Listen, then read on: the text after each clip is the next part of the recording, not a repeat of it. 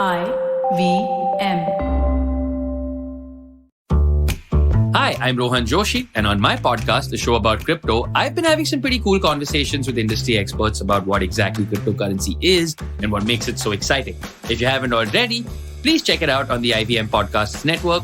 Now, a quick shout out to my fellow crypto heads. We've got a listener survey going on, which will take not more than 10 minutes of your time to fill out. So please check the link in the description and help me out by filling it up. Don't forget to tune into a show about crypto on the IVM app and wherever you get your podcasts from.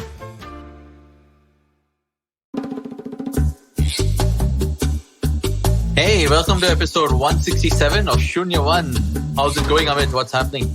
Oh, I'm doing well, man. I am really keen to talk to Aditya, I guess in this case, not folks, but I love the brand. So I'm just keen to talk to the folks. I love it too. I think the whole D2C segment we're running is pretty neat because it's basically all our favorite brands. Yeah, it's basically we get to fanboy on shit, right? Or I mean, like exactly. Fanboy might be a little strong, but I mean, like, just the things we should not call this the D2C section. We should call this the things we like section or our segments, right? Our shows. Exactly. The brands we love section. Yeah. It's amazing how direct consumer brands are actually getting so much attention. Not just from us, I'm guessing the audience as well, I hope. Well, in this case, I mean, like his sales were a lot higher than I thought they were when he mentioned it, right? I mean, like I hadn't heard that number before. I mean, like clearly he's going places. Exactly. And we're talking to Aditya, who's, one of the co-founders of the Sold Store. And I'm sure you guys have seen or probably are wearing some of their apparel over the last so many years that they've been around. And it's a very interesting journey. And of course, much cooler line of products that they have. So let's take our break and come back and talk to Aditya and hear all about their story. $100. That's all it takes to begin your journey with Bitcoin and Ethereum. No, really. With CoinSwitch, you can start investing in over 100 cryptocurrencies with just 100 rupees. On top of that, there are zero charges for deposits and withdrawals, so you can trade, buy, sell, however and whenever you want. All of this, plus their extremely intuitive interface, makes CoinSwitch the perfect app for beginners in the crypto space. But don't take my word for it. Just download CoinSwitch for free and try it out for yourself. If you'd like more information on cryptocurrencies, tune into a show about crypto with me, Rohan Joshi, my new adventure on IVM Podcasts. CoinSwitch, kuch to badlega.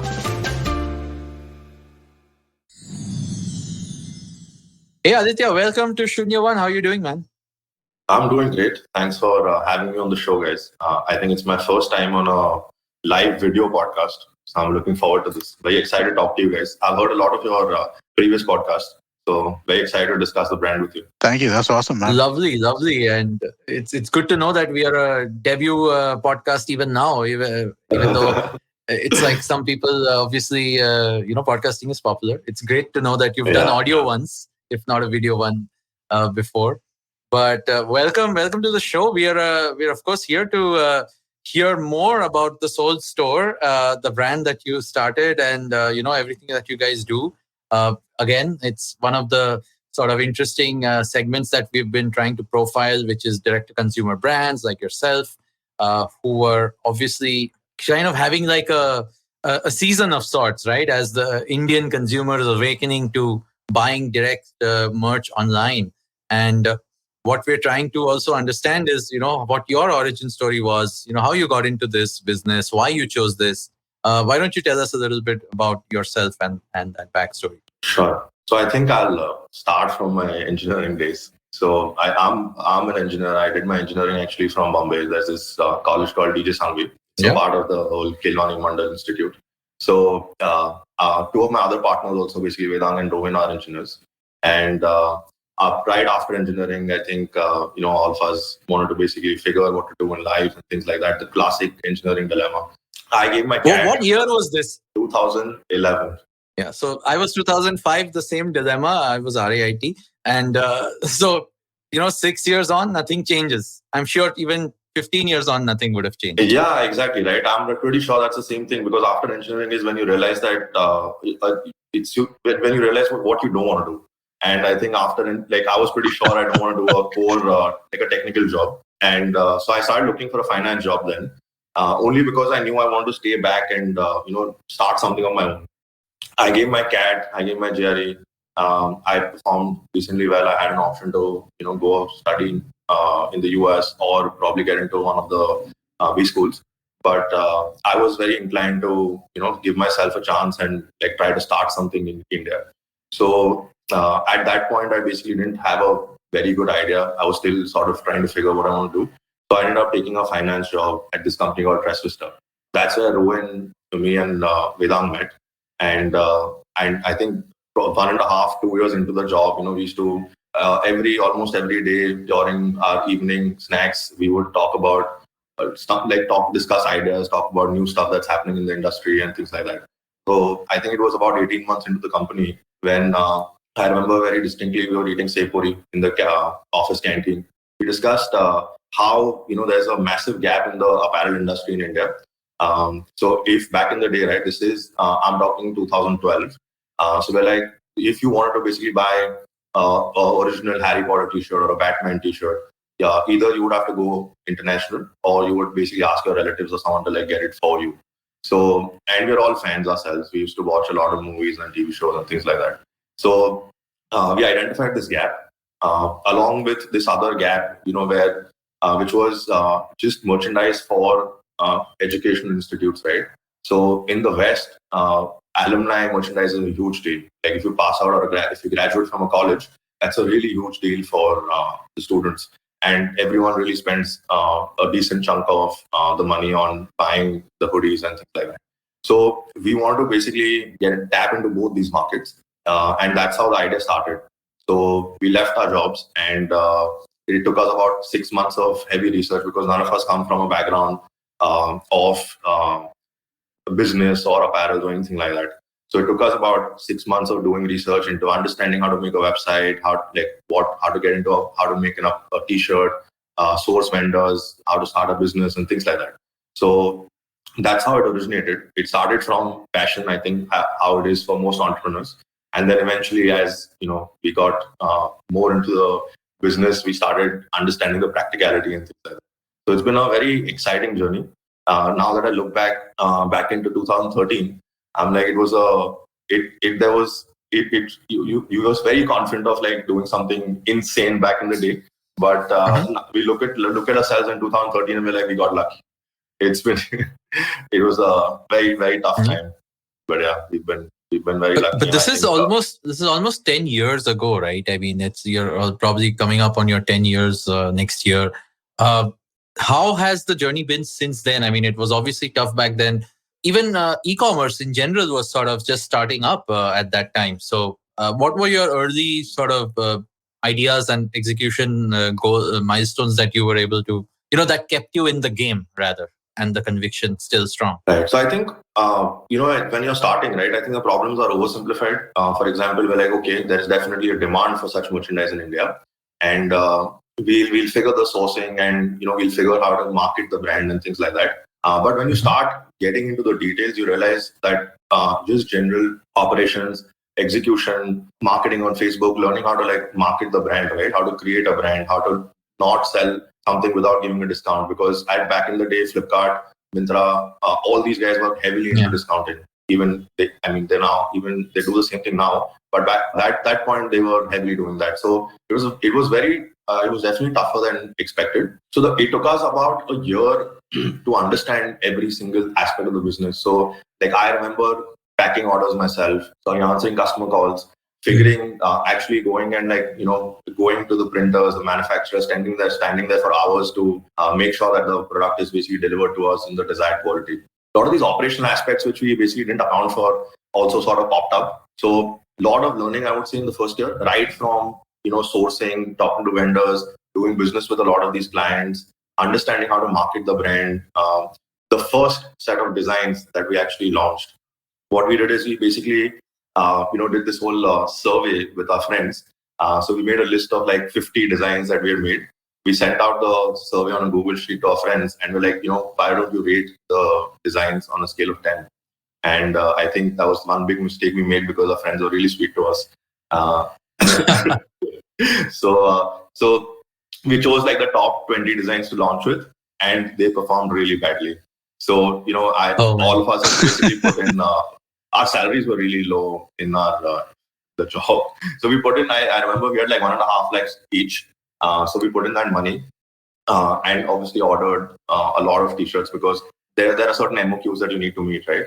So the first lot basically had a lot of issues, right from the product, the designs and things like that. So we couldn't sell that lot. So I remember we held that inventory. Somehow we did a lot of jugaad there, got the next lot, learned a lot from that mistake. But I think one thing that's been consistent across the years has been that perseverance, or that I would say stupidity or belief that, we will figure it out. So, and I really admire that in like my co-founders and the team, because I think being an entrepreneur also requires that belief, self-belief, or stupidity, however you want to treat it, but that confidence to keep failing and keep getting back up and trying it again. So I think that's been one main reason, my biggest learning in the last 9 years. In all of this, during this entire time, have you always sort of maintained the same, I would say, selling model, objective? Like, has it been just same, I want to do brand merchandise, I want to do these, stuff which I syndicate with official brands which don't exist here? Or did you have to pivot? Like, I mean, in between to where you are today? Like, we see the brand today, the Soul Store is a great place to go buy any kind of merch. Has it always been that? Or, what can you tell us about the times you thought you might have to flip stuff around? Correct. So I think the first two things that I said, right? The initial goal was to actually be an artist platform. What I mean by that is we wanted basically artists from all over the world to submit their designs. And so more like a crowdsourcing platform where we would make the merchandise and then basically give access to the merchandise or sell it to the consumers in India. But that idea didn't pick up. And then we realized that we got a designer on board actually to make our own Soul Store collection of t-shirts. That picked up really well because we were our own audience, right? So we understood the pulse of the market. We knew what the consumer wanted to buy. So because that method really worked, we actually started onboarding more designers. And currently we have a team of more than 25 designers. And I think one of the biggest strengths of the brand is that design team. We run a lot of algorithms. We do a lot of analysis on what we think will sell. Apart from, I think, obviously being passionate about the brand and about what we sell. So that, along with a lot of data, is actually why we make a lot of successful designs. So that was the first pivot we did, basically, right? Like from being a crowdsourcing platform, we're now a much more curated brand. The second aspect was the college merchandise that I spoke about, right? I think we realized that you've been in RAIT, I've been in DJ, and we never really paid a lot for our t-shirts. Yeah. And there was always a sponsor who would make like really cheap t-shirts. So that market was never actually there for us as a brand. So then we let that go, and our focus is now much lesser on that. And instead of being a crowdsourcing platform, basically we're a much more curated youth apparel brand. Interesting. So my question around this was, right, so in India over the last 15 odd years, right, 10, 15 years particularly, franchises have become a lot more popular, right? So I was just curious about how important franchises are towards a model like yours, which is a lot of licensing different studios, et cetera, to kind of figure out this, right? So I mean, do you think that franchises matter or individual? I mean, how do you see that space? Correct. So I think one thing that really worked for us as a brand, we entered into a very cluttered space. What I mean by that is that apparel generally is a very cluttered space. There is no brand loyalty. You end up buying from, let's say, H&M or a Zara, or even like some brand on Myntra. If we would have launched as a casual wear brand, which is, let's say, selling just generic designs and quirky coats and solid t-shirts, we would have been lost in the crowd. One thing we did differently was basically find a niche, because there was either an option to, let's say, if you have about 10 t-shirts in your wardrobe, all 10 might be either like different patterns and solid t-shirts and things like that. But there'll always be a couple of graphic t-shirts along with all of those, right? So the option was either we aim for all 10 and aim for a bigger market, or find a niche and make sure that all of you guys have at least one t-shirt in your wardrobe which is Soul Store. That's the strategy we took, where I'm confident that there is no one in India actually doing licensed merchandise. So we basically started reaching out to these guys. We started reaching out to Warner Brothers and Disney and all these guys. And then the first license I very clearly remember was Friends and Big Bang Theory. And we were so excited to get it because obviously it's Friends. never ever thought while watching Friends that we would be making T-shirts for it. So that really picked up for us. That was the first license, and it picked up way beyond our expectations. That's where it sort of boosted our confidence. It took us to the next level where we're like, okay, we can now start approaching bigger licenses, start doing more stuff, and this is the next pivot or the next direction that we sort of want to hold on to. So after the first license, we then took the next one, I think, which was Harry Potter and Lord of the Rings. Then we got Disney on board, and it's been a 9-year journey now. We add a license almost every few months. And in all of this, even from the initial stage when you got Friends and, you're talking to these big brands, they obviously are global, they sell globally. What made them choose you? Like, do you remember, or even today, like, what are those standards that you guys are able to uphold, which makes it, which makes you the right choice for this? I mean, beyond the marketing and the ability to sell it, what in terms of, like, because there are a lot of people making apparel, like how come the big boys in this in the industry, like the Aditya Birlas or whoever else, right? How are they not competing? Right. So I think it was definitely a very difficult journey. I remember we were 23 back then. People weren't taking us seriously. But so what we did is, I think one major reason was that these guys didn't have that vision. For a guy who's sitting at Aditya Birla right now, for them, it's a lot of money at stake. They're very used to working a certain way. And even now, they don't really have any brand which is doing pop culture merchandise.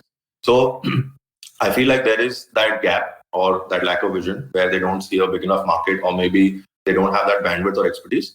There were a few other brands which were doing it. And I think the biggest or the most easiest way of doing this was to import stuff from the US and sell it at a higher price here.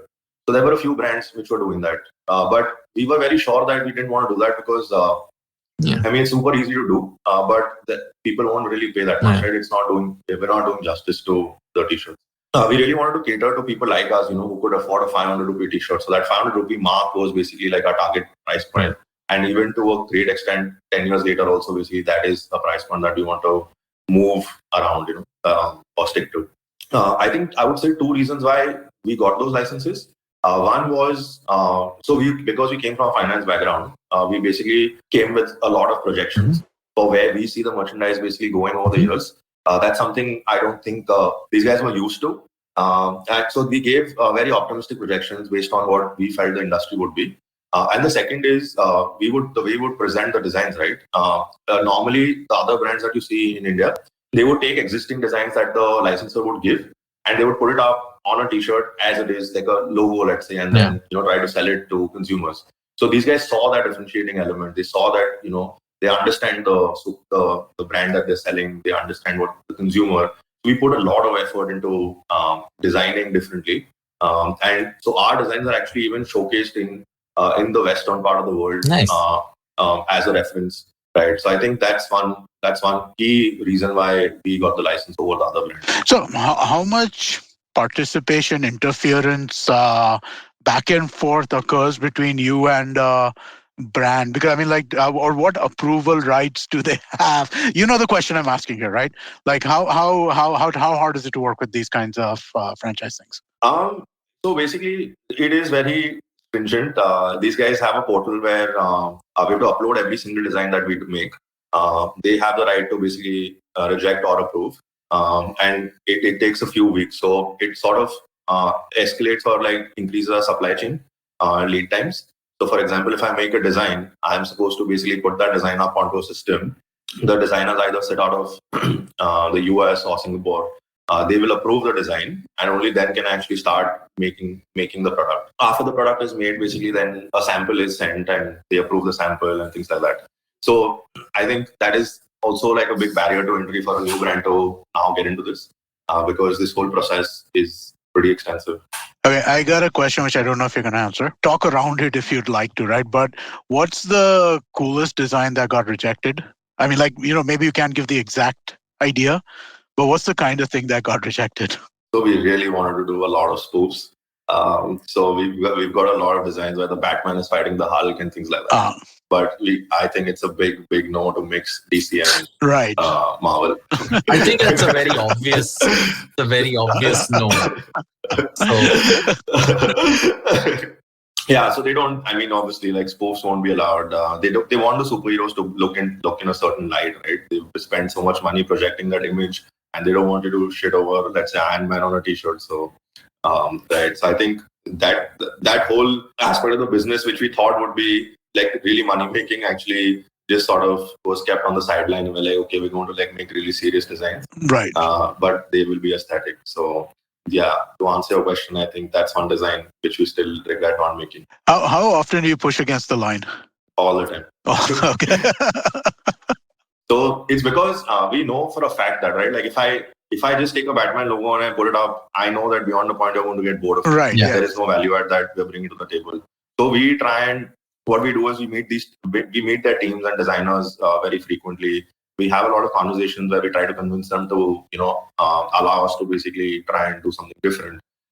So that is that's an ongoing process.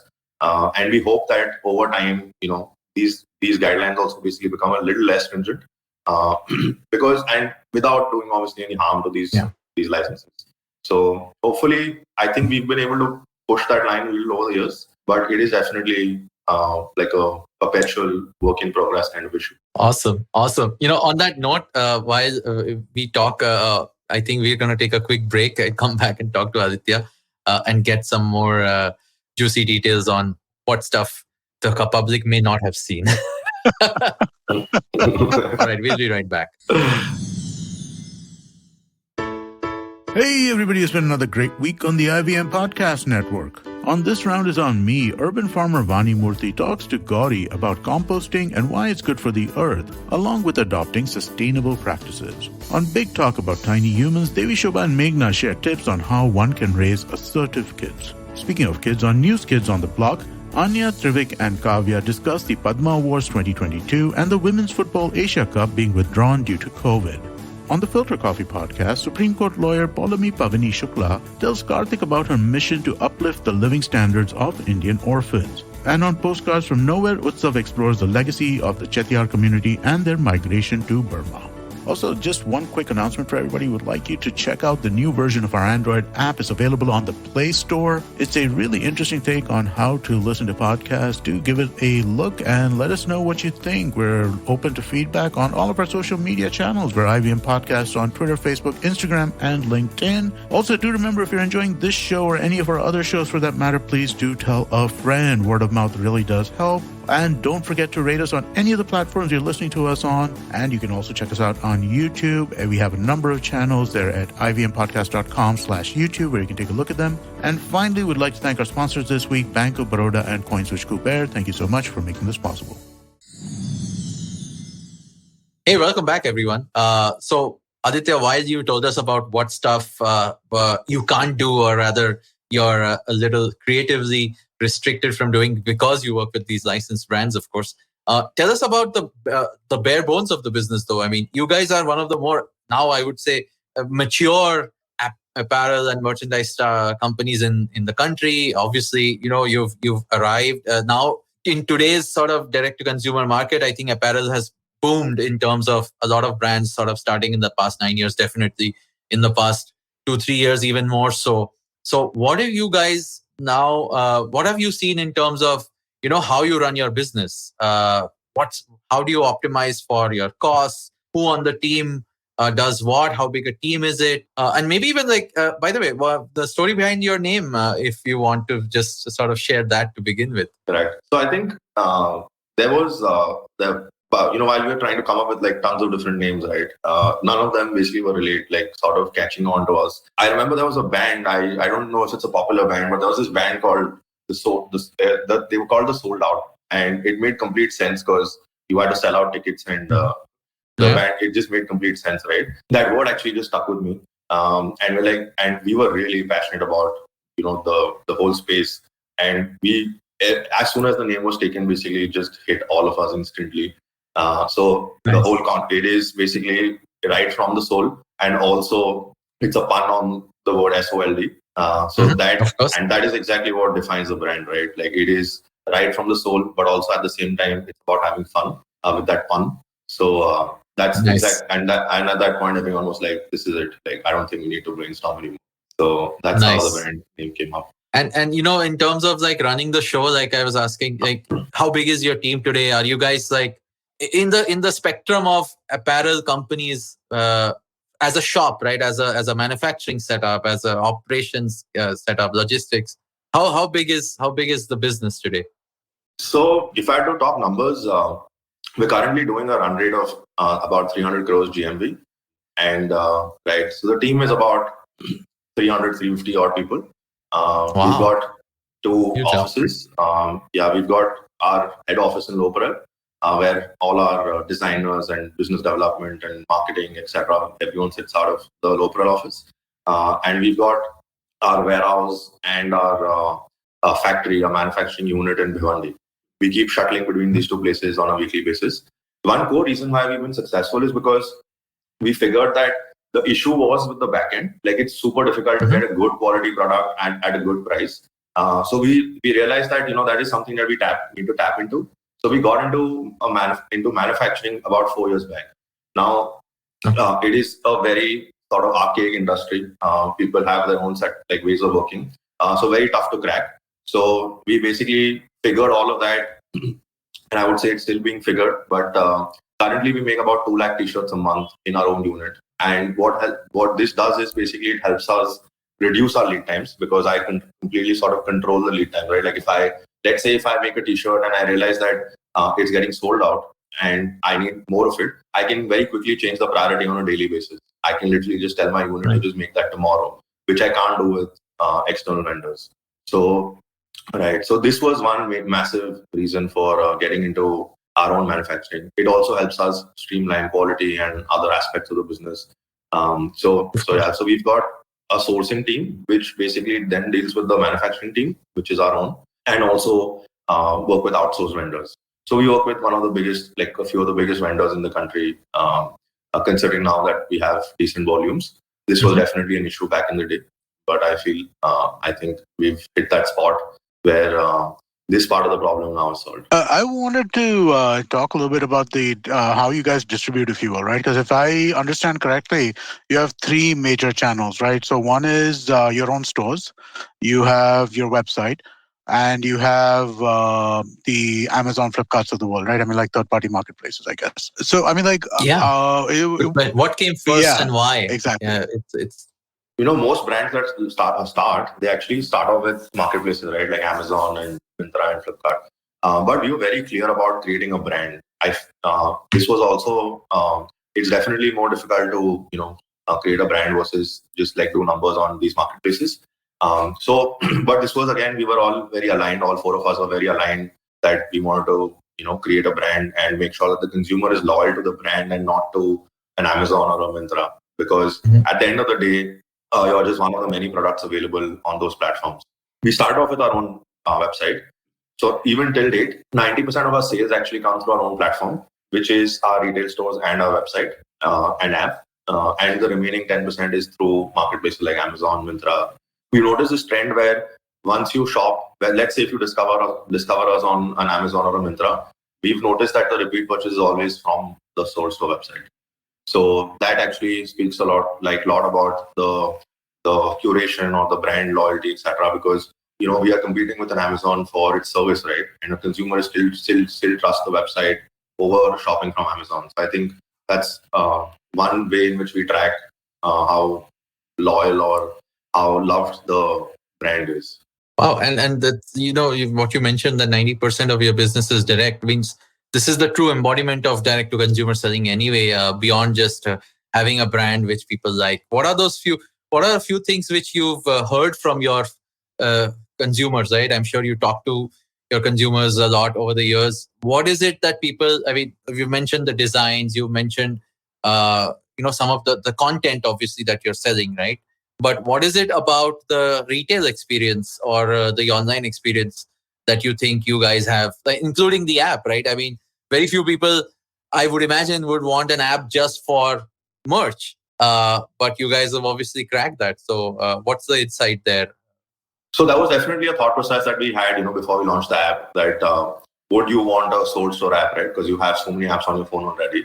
Right. And within the first month of launch, we had about 1 lakh downloads. So that that again, was very reassuring.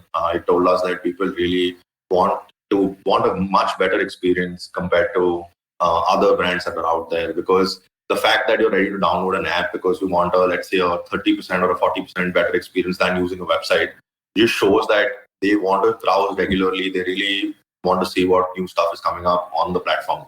So, and obviously having our own retail stores actually gives us that interface to interact with the consumer, understanding them more deeply, right? So NPS is one rating which most brands track. It's like a universal net performance score, right? So we are one of the highest there, and our retail NPS is upwards of 95, which is wow, that's crazy. Right. I would say one of the key reasons why the store also works is basically the experience. Whenever you walk into a store, let's say a Shopper Stop, etc., right? You have a guy who probably doesn't understand the product and is just trained for a few weeks, and he's then trying to sell the product to you. Anytime while you're interacting, you know that he's doing his job because he's supposed to sell the product. One thing we do differently is that at the store, right, you would never realize that the person doesn't like or love what they do. So the person would be a fan, would have actually understood the product, the design that they're selling. So you can actually just go and have like a nice conversation about movies and things like that with the guy at the store. Right. So I think that is one nice. Because what happens is once you have that experience, right, it's sort of ingrained in your head for life now. You might not shop from the brand, but you still admire what the brand has done, and you're like, okay, like I like this brand more than, let's say, a random brand I saw on Amazon, even though like that brand was giving a t-shirt for 100 rupees lesser. So we realize that if there is loyalty and there is love and there is relatability, you can demand a premium from your consumer. And I think that's shown over time, because we used to sell t-shirts for about 400, 500 rupees 9 years back. And currently, we've launched a lot of premium collections. Like I think the one I'm wearing basically is our Suprema collection. We call it the best t-shirt in the world. It's much, much softer than normal cotton. And these are being priced at 700-800 rupees, and people are actually willing to pay us that amount, even though it's just let's say a solid t-shirt, which shows that people do respect quality if you give it to them, and there is definitely trust in the brand to pay that amount of money. So I think these have been like very reassuring factors for us. And even on the content side, right? And what you're talking about is in terms of loyalty, is that people obviously come back, they browse the app, they come to the store, they understand that this is a place where it's sort of like fandom, right? I mean, if I'm a fan of a brand, and its content, then you keep coming back to it. In a way, you're almost like a OTT network of sorts, trying to keep content relevant at all times. Which begs me to ask also, like beyond, you said you ditched let's say the school brand idea, but I think you guys are definitely doing a lot more interesting new collaborations, right? I mean, what's new on that front in terms of like beyond the big brands? What else? What other niches are you able to sort of tap? So I think, back in the day, comedy was really huge. If you remember, there was this whole surge of like comedians coming up, right? Correct, stand up. So because we really related and we really admired the whole scene, we started off with AIB and SNG and Kanan Gill, Biswa, Kenny. So we made merchandise for all these guys. So it's like our first few collaborations, if I had to basically just remove the obvious DC, Marvel and things like that, we started talking to OML. And these artists basically came as a part of our initiative to do merchandise in India. We also were the first ones to actually do N Sun merchandise. You guys remember N Sun Weekender? Of course. Right? Yeah. So we started off with, our logic was that we are in this space, pop culture space. We're catering to anyone basically between the age of, let's say, 16 to 35. And we want to make sure that if there is a particular kind of apparel that you want, like a t-shirt or any pop culture merchandise, we want to be able to, provide that to you. So whether it's a sport that you watch, like football, cricket, or whether it's music or comedy, we want to be there, at that time. So it started off gradually, but I think now we've got more than 4 IPL teams. We've done kabaddi, we've done, we're also getting into football. We already have 2 teams signed. One great thing I think which is probably being revealed for the first time is that we've signed Netflix. Oh, nice! Which is really huge. really huge deal because Netflix merchandise is not available in India. And we'll be launching Stranger Things and Money Heist very, very soon. Nice. Very cool. Very cool. Very cool. Yeah, that's like a portfolio of brands, licenses in one shot, man. Nice. Good deal. Yeah, because the thing is, I think we want to be a one-stop solution. Like if there is anything, if you're watching a show at home, you're watching some sport, we want to be the first ones you think of, if you want to buy a t-shirt. And we need to make sure that we have everything on board. Right. If I could, right, given all of these different expansions, especially in like the sports space and such, right, are you looking at additional offline distribution besides just your existing stores? Sorry, come back to distribution again, right? But I think sports and stuff like that, they normally sell in specialty stores. At least I think that's my experience in the US market. So is that an area that you're looking to expand in? So, I think we've spoken to a lot of brands and a lot of the marketplaces like Shopper Stop and Lifestyle and like that.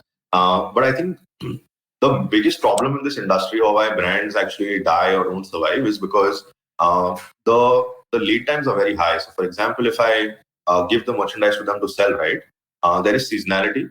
So what happens is that there's a huge credit period. So these guys don't pay you in time. So let's say if I sell a product there on day 1, I get the money on day 90.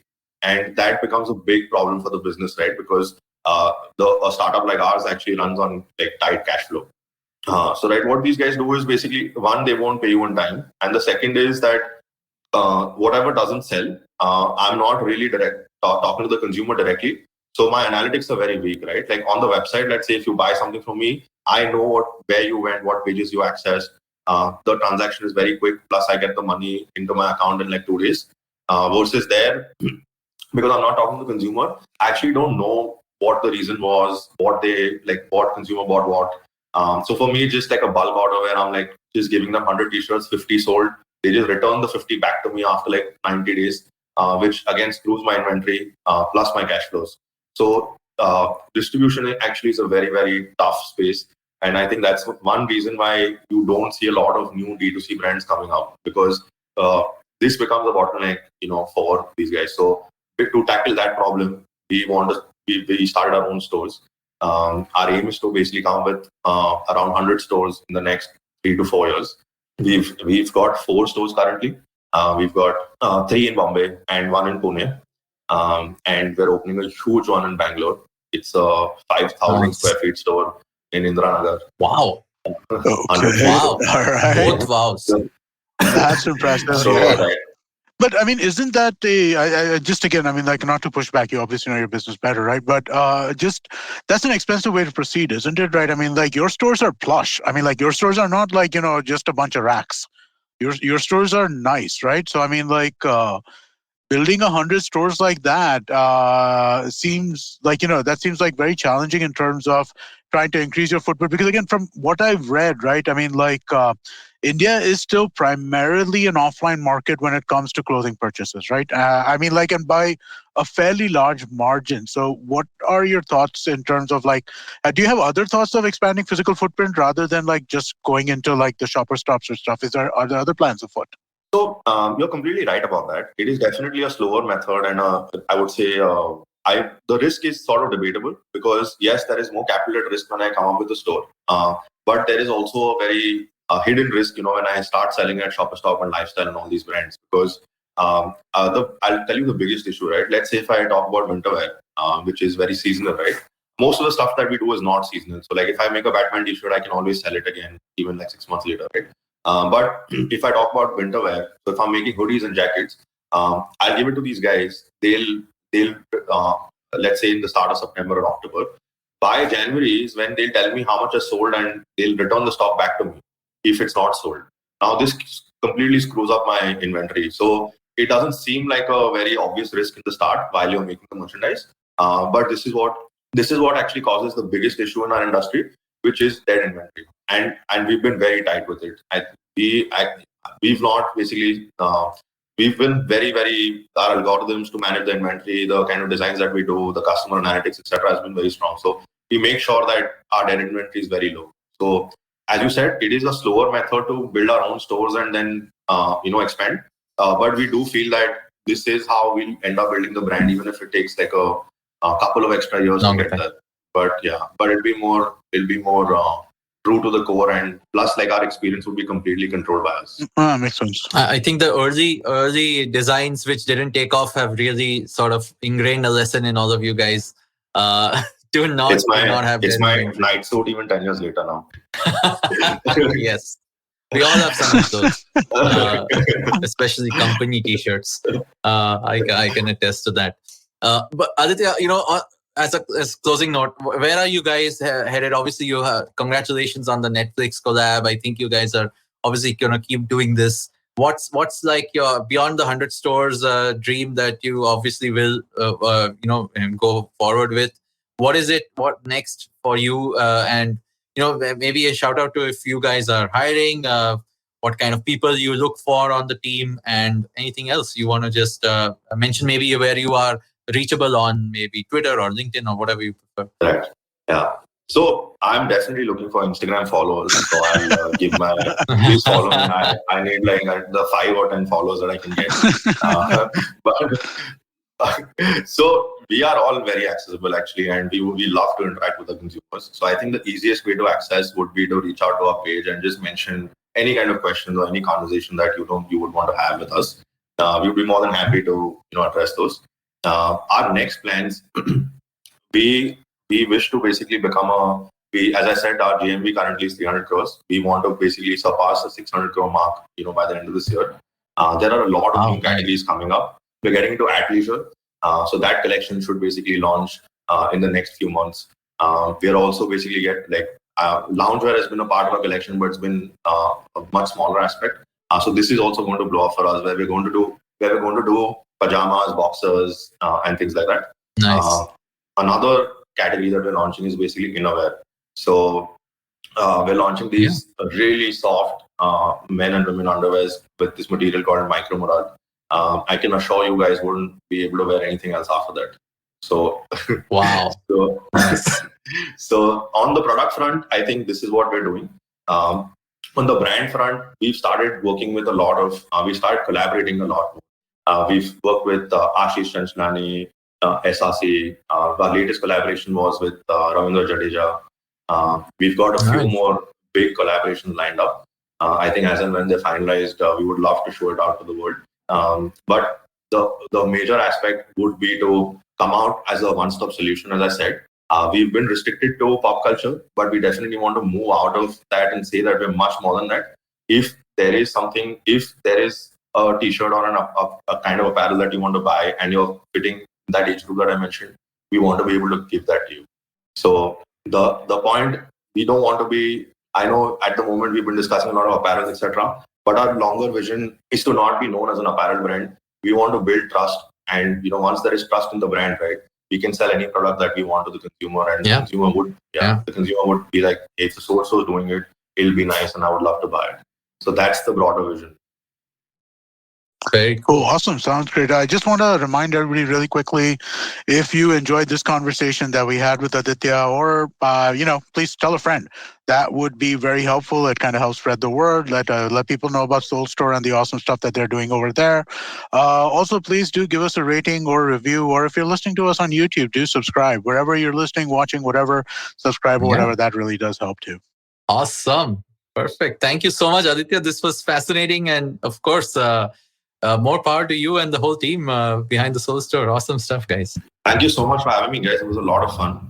Didn't expect it to be so much fun, but I had a great time. I'm glad you were enjoying it. Perfect. Yes. Perfect. Thank you. Thank you so much.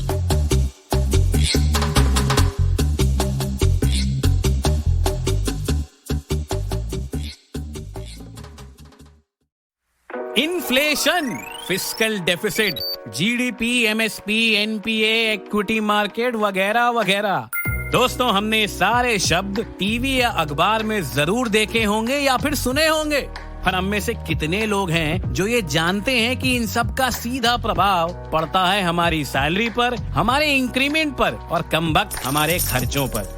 दोस्तों, मेरा नाम है अभिनव त्रिवेदी और मैं बात कर रहा हूँ इक्का दुक्का इकोनॉमी पॉडकास्ट से, जहाँ पे इस तरह के इकोनॉमिक और फाइनेंशियल टर्म्स को मैं जोड़ूंगा सीधा आपकी जेब से। हर मंगलवार एक नया एपिसोड सुने IVM पॉडकास्ट की वेबसाइट, ऐप या फिर किसी भी अन्य पॉडकास्ट प्लेटफॉर्म पर।